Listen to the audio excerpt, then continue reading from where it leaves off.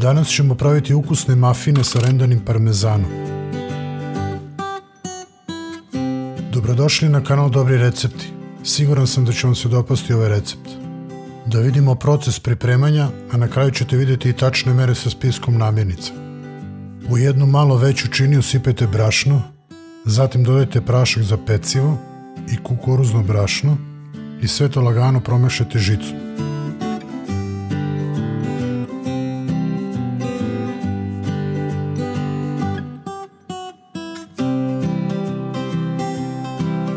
Sada u ovu masu dodajte rendani parmezan, malo bosiljka i malo soli i još jednom lagano sve promešajte.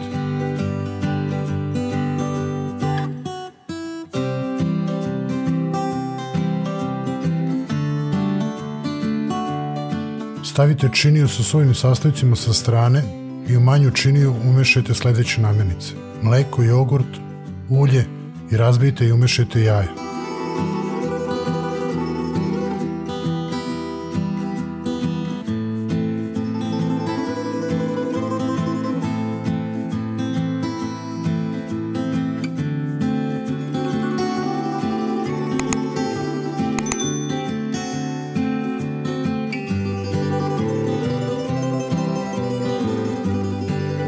Kada ste dobro umešali vlažne sastojke, sipajte ih u brašno i ostale namirnice koje ste prethodno izmešali.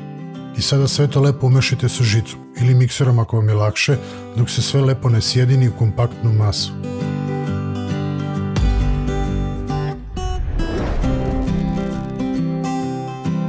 Kada su se sastojci lepo sjedinili, na kraju dodajte sitno iseckan crni luk i sve lepo zajedno izmešajte.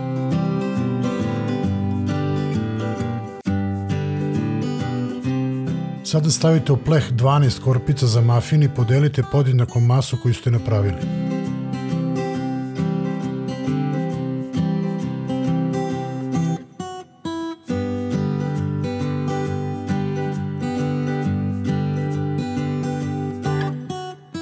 Ako vam se dopada recept, zamolit ću vas da zapratite kanal i da mu date jedan like.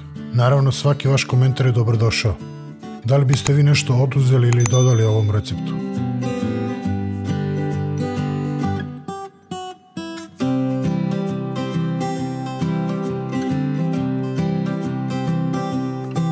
Kada ste podelili masu po korpicama, pospite mafine sa kukuruznim grizom i kimom, nije loš za stomak.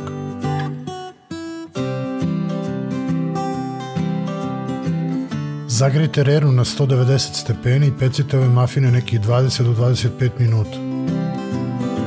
Dok se mafini peku, da vidimo što nam je bilo sve potrebno za ove mafine sa parmezanom. 1 prašak za pecivo, malo kukuruznog griza za posipanje, 75 g kukuruznog brašna, 220 g pšeničnog brašna, 60 g rendanog parmezana, 2 jaja, 4 supene kašike ulja, 150 ml jogurta, 150 ml mleka, malo kima za posipanje, pola kašičice soli, pola kašičice bosiljka i 1 glavica crnog luka.